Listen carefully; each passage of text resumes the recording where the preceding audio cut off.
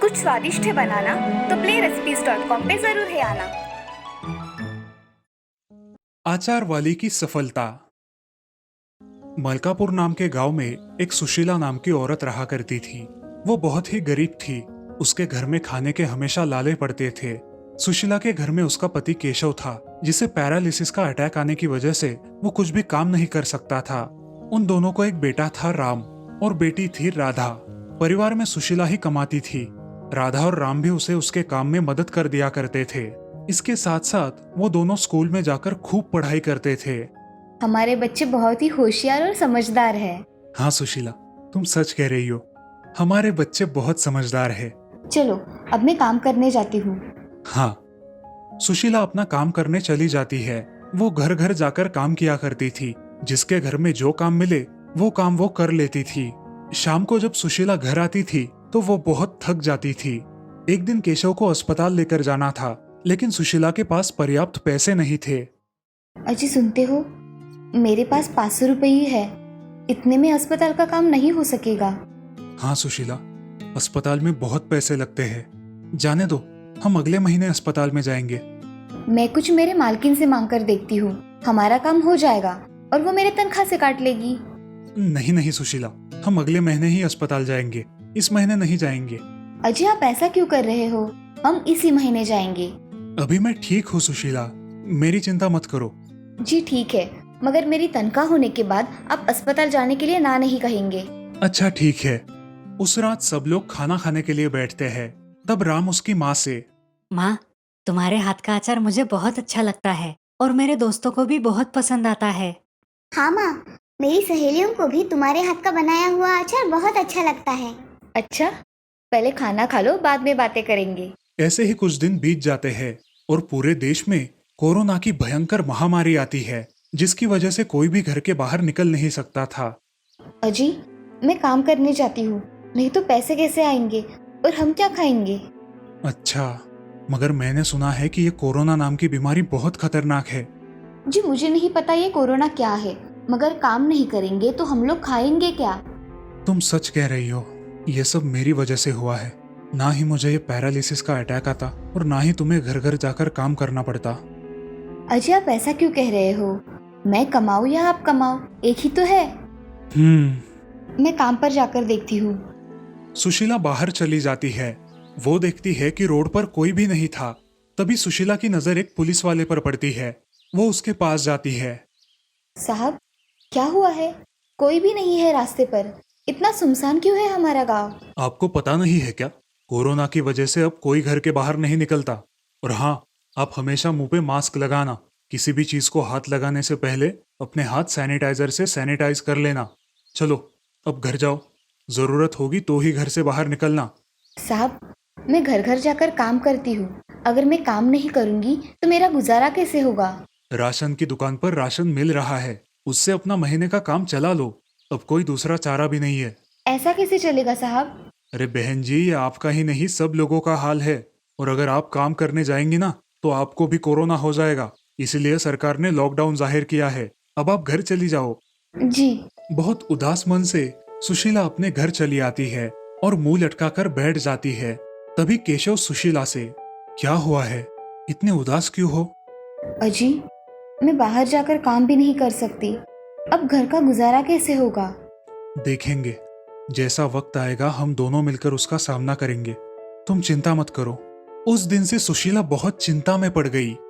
माँ, तुम्हें क्या हुआ है? तुम इतनी चिंता में क्यों रहती हो? कुछ नहीं मेरे बच्चों, बस ऐसे ही। माँ, हम घर से कुछ ना कुछ कर सकते हैं। मतलब? हम घर से कुछ भी काम कर सकते हैं, जो भी तुम्हें आता है। जैसे कि तुम बहुत अच्छा अचार बनाती हो, तो हम अचार बनाकर बेच सकते हैं। वो हम कैसे बेचेंगे? पूरे शहर में तो लॉकडाउन शुरू है। माँ, हम अचार के पैकेट बनाकर दुकान में रख सकते हैं, नहीं तो हम खुद भी बेच सकते हैं। ये विचार बहुत अच्छा है। लेकिन माँ, हमें पूरी सावधानता से ये काम करना होगा। मास्क लगाकर सैनिटाइजर का इस्तेमाल करके हमें ये सब करना होगा। हाँ बेटा, हम सब सावधानी से ही करेंगे। चलो माँ, हम बाजार जाकर कुछ सामान लेकर आते हैं। सुशीला अचार का सामान लाने बाजार जाती है और उसके पास जितने भी पैसे थे उनसे अचार का सामान लेकर घर आती है। घर आकर अचार बनाना शुरू कर देती है। शाम तक वो अचार बना देती है। अचार देखकर राधा कहती है, माँ, अचार की खुशबू तो बहुत अच्छी आ रही है। राधा अचार चख के देखती है। अचार बेहद अच्छा बना हुआ होता है। सुशीला उस अचार के पैकेट बनाकर रख देती है। अगले दिन वो पैकेट लेकर सुशीला बाजार में उन्हें बेचने जाती है। अचार की सुगंध और स्वाद से आकर्षित होकर कुछ लोग वो खरीदने आते हैं। बहन, अचार कैसे दिया? भैया, अचार 60 रुपए पाव है, आपको कितना दूं? मुझे 1.5 किलो दे दो। जी भाई साहब। मुझे भी 1 किलो देना। हाँ हाँ, देती हूँ। उसके अचार का स्वाद इतना अच्छा था कि बहुत सारे लोगों ने उसका अचार खरीद लिया। सभी लोगों को उसका अचार बहुत पसंद आया और देखते ही देखते सुशीला सारा अचार बेचकर जल्द ही घर चली आई। अजी सुनते हो, आज मैंने पूरा अचार बेचा है, मैं बहुत खुश हूँ। ये तो बहुत अच्छी बात है सुशीला, तुम्हारे हाथ का स्वाद ही ऐसा है कि सभी लोगों को पसंद आ जाए। अगले दिन से सुशीला रोज अचार बेचने लगी। धीरे धीरे उसके ग्राहक बहुत बढ़ गए। अचार बेचकर कमाए हुए पैसों की मदद से उसने अपने पति का अच्छे से इलाज भी करवाया। कुछ महीनों बाद लॉकडाउन खत्म हो गया और सुशीला के अचार व्यापार में बहुत तेजी आ गई। इस तरह अपनी मेहनत और लगन के जोर पर सुशीला अपने पूरे परिवार के साथ एक खुशहाल जिंदगी जीने लगी। इस कहानी से हमें ये सीख मिलती है कि मेहनत हमेशा रंग लाती है। कोशिश करने वालों की कभी हार नहीं होती। मिर्जापुर नाम के गांव में बबलू और गुड्डू नाम के 2 दोस्त रहते थे। वो दाल चावल गेहूं का व्यापार करते थे। दोनों में गुड्डू बड़ा ही लालची था और हमेशा अपना माल बढ़ा चढ़ाकर महंगा बेचता था। बबलू हमेशा सही दाम में ही अपना माल बेचता था। वो हमेशा गरीब और बूढ़े लोगों की मदद भी करता था। दोनों हमेशा साथ में ही अपना माल लेकर जाते, लेकिन बबलू का ज्यादा माल बेचा जाता और गुड्डू का हमेशा की तरह कम। अरे बबलू, हम दोनों का अनाज तो एक जैसा है, फिर भी तुम्हारा सारा माल खत्म हो जाता है और मेरा हमेशा बच जाता है। गुड्डू भाई, तुम हमेशा तुम्हारा अनाज बहुत महंगे दाम में बेचते हो। ज्यादा महंगा अनाज बेचोगे तो तुम्हारा सारा अनाज कैसे बेचा जाएगा? अरे बबलू, दिन रात हम लोग एक गांव से दूसरे गांव जाते हैं, इतनी मेहनत करते हैं तो दाम तो अच्छा मिलना ही चाहिए ना। हाँ, लेकिन मूल भाव से ज्यादा कीमत कौन देगा? गुड्डू भाई, गरीब लोग कैसे इतने पैसे चुकाएंगे? हाँ बबलू, तू रहने दे, तू मुझे मत सिखा, चल तेरा काम कर। ऐसा कहकर दोनों एक गांव में जाकर उस गांव के 2 हिस्से कर लेते हैं और अलग अलग दिशाओं में अपना अपना अनाज बेचने की कोशिश करते हैं। गेहूं और चावल, गेहूं और चावल, चलो चलो गांव वालों, जल्दी जल्दी से ले लो, खास आपके लिए। ऐसे आवाज लगाते हुए गुड्डू लोगों को अपना अनाज लेने के लिए आकर्षित करता है। तभी एक राहगीर गुड्डू से बोलता है, अरे भाई, जरा गेहूं का दाम बताओ तो मुझे। 4 सिक्कों का 1 नाप मिलेगा जनाब। अरे भाई, बाकी जगह तो 3 सिक्कों में ही मिलता है, आप बहुत महंगा बेच रहे हो। जी आपको नहीं लेना है तो मत लीजिए, कुछ वक्त के बाद तो आप मुफ्त में मांगने लगोगे। इतना सस्ता भला कौन बेचता है, जाइए यहाँ से, बिना मतलब का वक्त खराब कर दिया। गुड्डू फिर से अनाज की थैली अपने कंधों पर उठाकर आगे चल पड़ता है। गुड्डू की आवाज सुन दूर खड़ी एक गरीब बूढ़ी दादी माँ अपने घर के अंदर जाकर अपने पति से कहती है, अजी सुनते हो, बाहर गेहूं और चावल बेचने वाला आया है। अपने घर का सारा अनाज खत्म हो चुका है, थोड़ा अनाज तो ले लो, नहीं तो कल से हमारे घर में खाने के लिए कुछ नहीं बचेगा।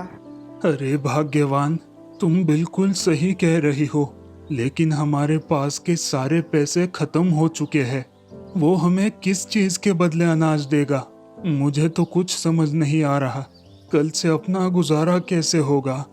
जी, हमारे घर में आपके पिताजी की एक बहुत पुरानी थाली है, शायद ही उसके बदले हमें थोड़ा सा अनाज मिल जाए। तब तक हमारा बेटा भी शहर से लौट आएगा, उतने दिनों तक का गुजारा करने लायक ही सही कुछ अनाज हमें मिले तो भी बहुत है। ठीक है, चलो उससे बात करके देखते हैं। दादाजी घर के सामने से जा रहे गुड्डू को बुला लेते हैं और उससे कहते हैं, अरे बेटा, हमारे पास तुम्हें देने के लिए कुछ भी नहीं है सिवाय इस पुरानी थाली के। क्या तुम इस थाली के बदले में कुछ अनाज दोगे बेटा? बहुत मेहरबानी होगी। गुड्डू वो मैली खराब थाली देखता है और बोलता है, अरे बाबा जी, इस थाली के बदले तो 1 मुट्ठी भी अनाज नहीं आएगा। कितनी मैली और पुरानी थाली है, ये मेरे किसी काम की नहीं, फिर भी एक बार देख लेता हूँ। गुड्डू उस थाली को पीछे से थोड़ा घिसकर देखता है। तब उसे पता चलता है कि वो तो सोने की थाली है। उसके मन में लालच आ जाता है। वो सोचता है कि इससे तो मैं बहुत अमीर हो जाऊंगा, और अगर ये थाली मुझे मुफ्त में मिल सकती है तो अपना अनाज जाया क्यों करूं? अरे नहीं नहीं, ये तो एकदम बेकार और जंग लगी हुई थाली है। इसके बदले में मैं तुम्हें कुछ नहीं दे सकता। ये मेरे किसी काम की नहीं। ऐसा बोलकर गुड्डू उस थाली को दादी के सामने फेंक देता है और वहां से चला जाता है। बेचारे दोनों बूढ़े दादा दादी घर के सामने ही निराश और मायूस होकर बैठ जाते हैं और भगवान को याद करते हैं कि अब उनका गुजारा कैसे होगा। थोड़ी देर बाद बबलू वहां से अनाज की बोरी कंधों पर लेकर पुकारता हुआ आता है। बबलू की नजर उदास और निराश बैठे दादा और दादी पर पड़ती है और बबलू उनके पास जाकर बोलता है, क्या हुआ दादी जी, आप ऐसे क्यों बैठी हो? कुछ समस्या है तो आप मुझे बता सकती हो। मैं जितना हो सके आपकी मदद कर दूंगा। बेटा, तुम एक भले आदमी लगते हो। हमारे घर का सारा अनाज खत्म हो चुका है और हमारे पास के सारे पैसे भी। अब जब तक हमारा बेटा शहर से नहीं लौट कर आता, हमारा गुजारा कैसे होगा? हम क्या खाएंगे? चिंता मत करो दादी जी, मैं आपको अनाज दे देता हूँ। बोलो कितना चाहिए आपको? नहीं बेटा, हमें मुफ्त में नहीं चाहिए। हमारे पास एक पुरानी थाली है, क्या तुम उसके बदले में हमें कुछ अनाज दे सकते हो? अच्छा ठीक है दादी जी, जैसा आप ठीक समझे, मैं खरीद लूंगा उस थाली को। दादी वो पुरानी थाली बबलू को देती है। वैसे बबलू को तो उनकी मदद करनी ही थी, फिर भी बबलू दादी की तसल्ली के लिए वो थाली लेता है और थोड़ी घिसकर देखता है। बबलू को पता लगता है कि ये तो सोने की थाली है। अरे दादी जी, ये तो सोने की थाली है, लेकिन इसे खरीदने के लिए मेरे पास उतने पैसे नहीं है। अरे बेटा, थोड़ी देर पहले एक आदमी तो इसे बेकार कहकर फेंक कर चला गया और तुम तो हमें बिना थाली देके ही अनाज देने को तैयार हो गए थे। तुम भले आदमी हो बेटा, तुम्हें जो सही लगे वो हमें दे दो।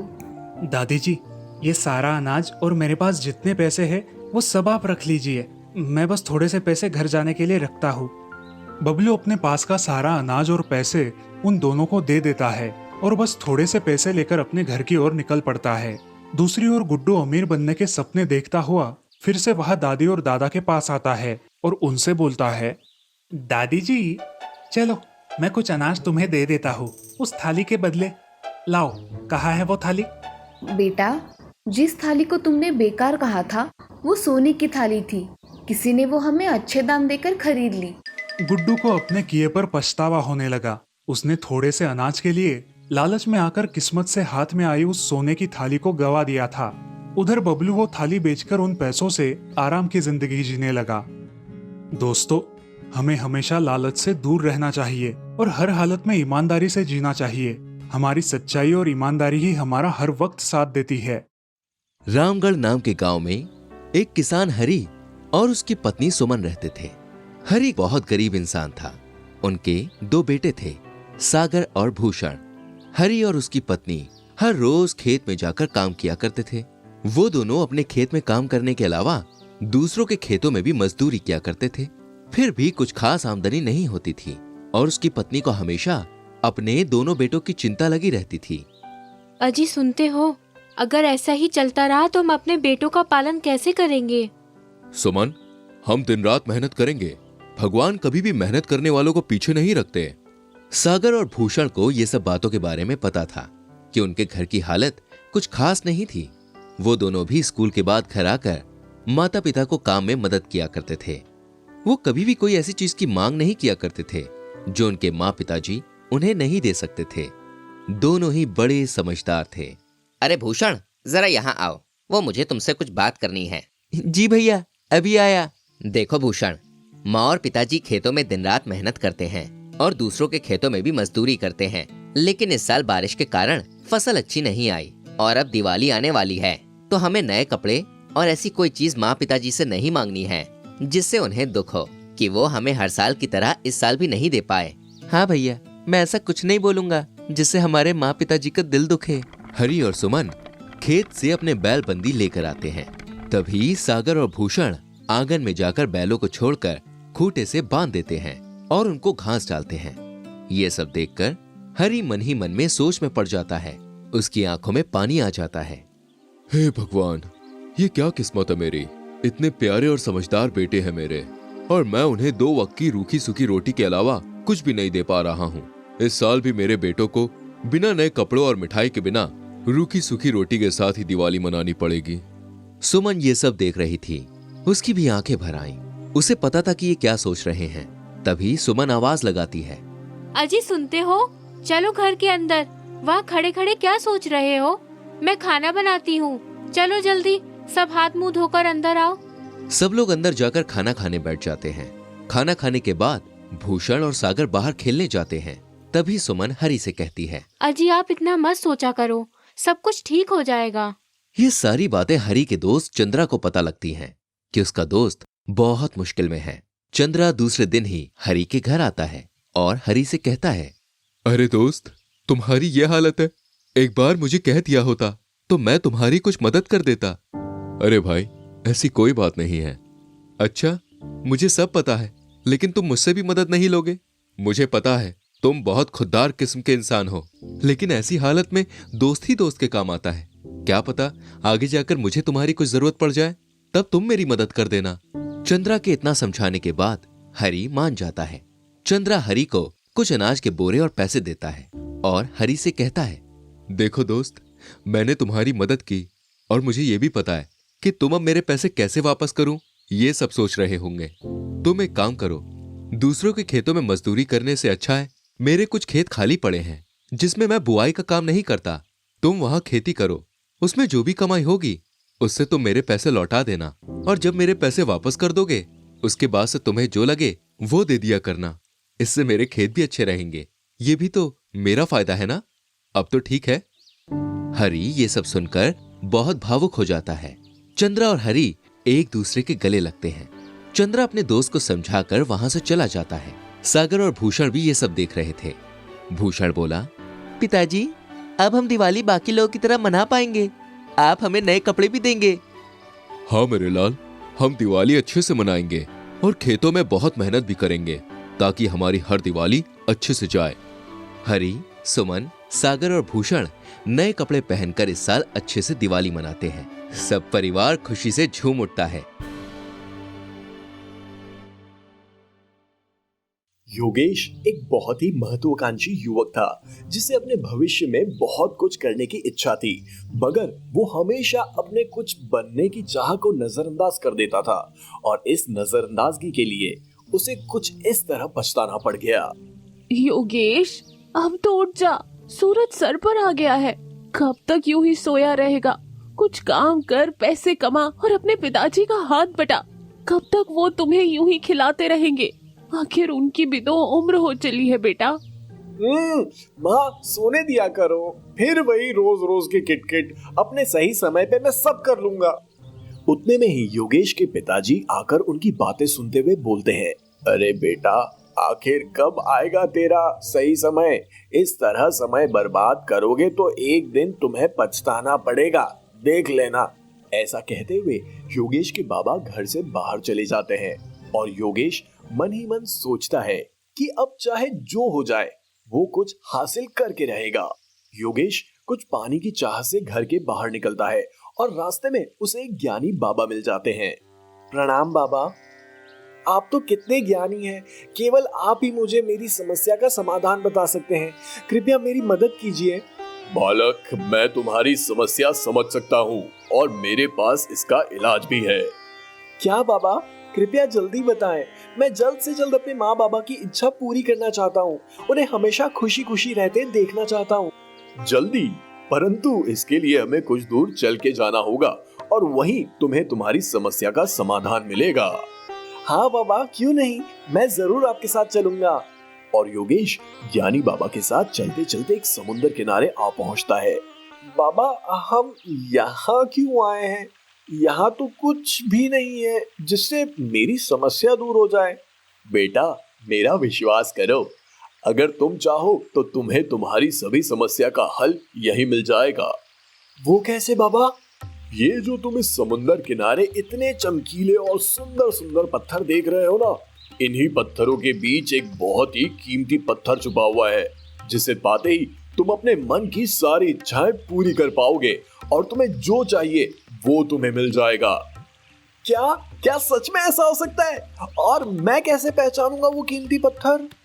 उसे पहचानने के लिए तुम्हें बहुत ही होशियारी से काम लेना होगा, क्योंकि बाकी पत्थरों के मुकाबले उस कीमती पत्थर में चमक थोड़ी ज्यादा होगी, और वो पत्थर जब तुम्हारे हाथ में आएगा तब तुम्हारे हाथ में कुछ गर्माहट महसूस होगी। तो तुम्हें इन सब चीजों का ध्यान रखते हुए उस पत्थर को अभी से खोजना शुरू करना होगा। ऐसा कहकर ज्ञानी बाबा अपने रास्ते वापस लौट जाते हैं और योगेश अपने पक्के इरादे के साथ उस कीमती पत्थर की खोज करना चालू कर देता है। यहाँ तो इतने सारे पत्थर हैं, मुझे ये काम बहुत ही जल्द पूरा करना होगा। ऐसा कहते हुए योगेश काम में जुट जाता है और वो हर पत्थर को बहुत ही अच्छे से निहारता है, और अगर उसे वो कीमती पत्थर ना लगे तो वो उसे वापस पानी में फेंक देता है। योगेश पत्थर की खोज में दिन रात मेहनत करता है और ऐसा करते करते उसे कम से कम 4-5 महीने बीत जाते हैं। योगेश बीच बीच में निराश हो जाता है, पर फिर खुद ही अपना इरादा पक्का करके वापस काम में लग जाता है। इन 4-5 महीनों में उसके काम में गति आ जाती है। अब वो अपना काम बहुत ही तेजी से पूरा करता है। वो पत्थर उठाता है और उसे देखता है और पानी में फेंक देता है। ऐसा करते करते अचानक उसके हाथ में वो कीमती पत्थर आता है, पर अपने काम की तेजी से वो उसे भी बाकी पत्थरों की तरह वापस पानी में फेंक देता है। और तभी उसे अचानक एहसास होता है कि ये उसने क्या किया। ये मैंने क्या किया? मैंने वो कीमती पत्थर पानी में फेंक दिया। अब मैं क्या करूंगा? मेरे इतने दिनों की मेहनत, इतने दिनों का समय सब बर्बाद हो गया। तो दोस्तों, हम भी अपनी असल जिंदगी में कुछ ऐसा ही करते हैं। हमारी भी जिंदगी में एक ऐसा दिन आता है जिस दिन से हम अपनी पूरी जिंदगी को सोने में बदल सकते हैं, पर हम उस दिन को भी बाकी आम दिन जैसा समझकर बर्बाद कर देते हैं और अपने सामने आए हुए अवसर को भी खो देते हैं, जिसके लिए बाद में पछताना भी पड़ता है और वो दिन फिर कभी लौट के नहीं आते। तो इसीलिए अपनी जिंदगी के हर लम्हे, हर पल को बहुत ही खास अंदाज में जिए। शायद जिंदगी तुम्हें तुम्हारा कीमती पत्थर दे दे।